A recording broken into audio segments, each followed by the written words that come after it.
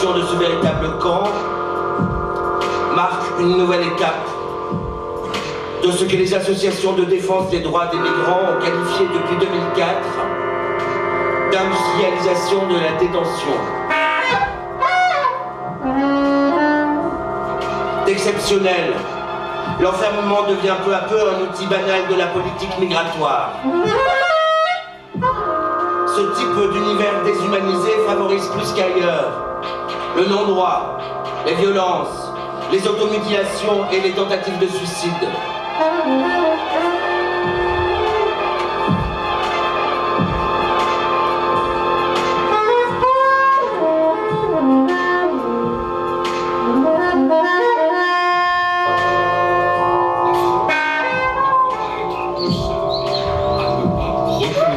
Alors qu'elle est le pays au monde le plus généreux en matière d'asile, je vous le refais parce qu'on n'entend pas les là, c'est dommage. Qui sont concernés par les filières criminelles de l'immigration clandestine, le Royaume.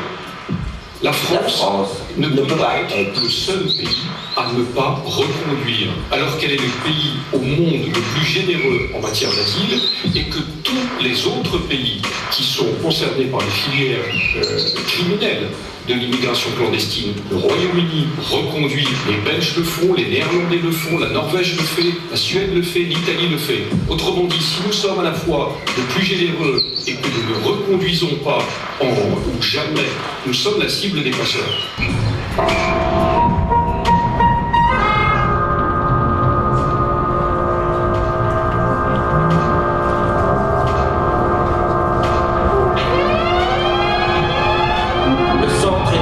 Sécuritaire surplombé par un mirador. Il est entouré de hauts grillages, de barbelés, de haies épineuses et d'un chemin de ronde. À l'intérieur, les zones de vie sont très largement quadrillées par de multiples caméras de vidéosurveillance et des détecteurs de mouvement. À l'arrière des bâtiments, où se situent les chambres des retenus, des écrans de surveillance diffusent ce que les caméras filment à l'intérieur, permettront aux policiers chargés d'effectuer le tour du chemin de ronde de contrôler en permanence ce que font les personnes enfermées. Lorsque les retenus voudront s'adresser aux différents intervenants ou se rendre aux locaux des visites, ils devront pour cela solliciter un policier par le biais d'un interphone, afin que ce dernier ouvre les portes hachoirs qu'ils ont à franchir. Ainsi, ce nouveau centre est un lieu d'enfermement qui a les caractéristiques du monde carcéral dans les dimensions d'un camp. Alors qu'il n'y a aucune dangerosité des personnes qui justifierait les moyens mis en place. Cette forme de détention démontre aujourd'hui à quel point la politique d'immigration clandestine criminalise chaque jour les étrangers, en y incluant même les femmes et les enfants.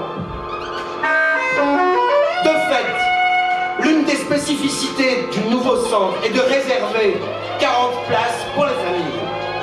Alors que l'enfermement des enfants est contraire à la Convention internationale de protection des droits de l'enfant et contesté par de nombreuses institutions, l'administration le justifie en affirmant que l'objectif est de ne pas séparer les enfants de leurs parents.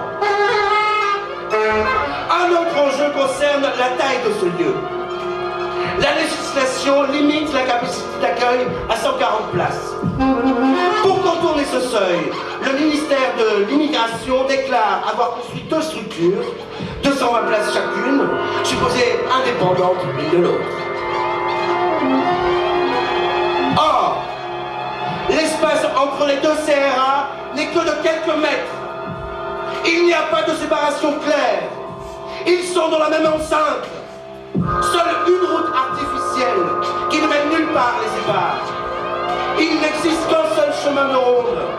Une passerelle relie les 2 sites et sera occupée par les forces policières. Il y a une entrée unique pour les 2 CRA.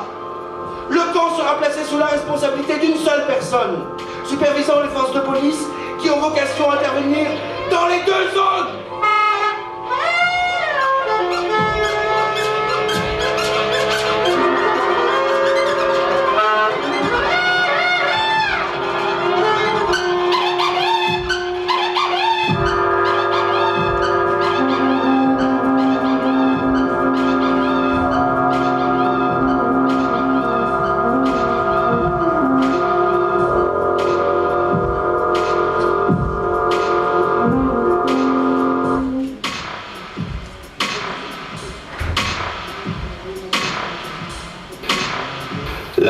détention administrative ayant été légalisée par la loi du 29 octobre 1981, des SERA ont été créés dans les principales villes françaises à partir de 1984.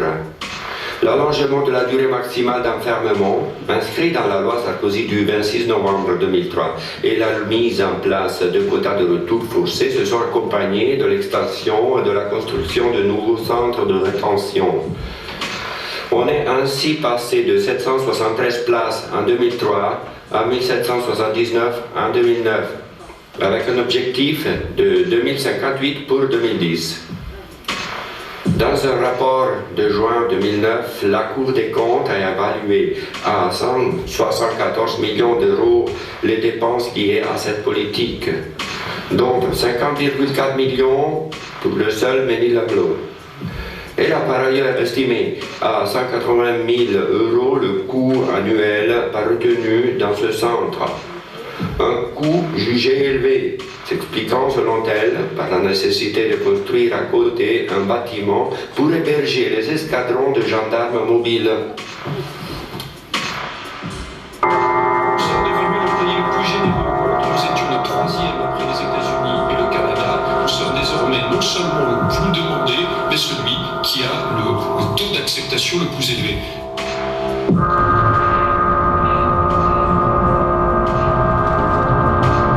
Centre du Mesnil-Amelot pose enfin la question des droits des étrangers enfermés, puisqu'il est prévu que les audiences soient délocalisées dans 2 salles intégrées à un ensemble de bureaux délocalisés attenant au CRA. Cette initiative prend le nom de village judiciaire. C'est une justice d'exception. La masse de dossiers à traiter conduira à un traitement très rapide et superficiel de la situation de chacun. Pour justifier ce rapprochement, le ministre de l'Immigration invoque, quant à lui, des raisons budgétaires, puisqu'il s'agirait de faire baisser le prix des escortes.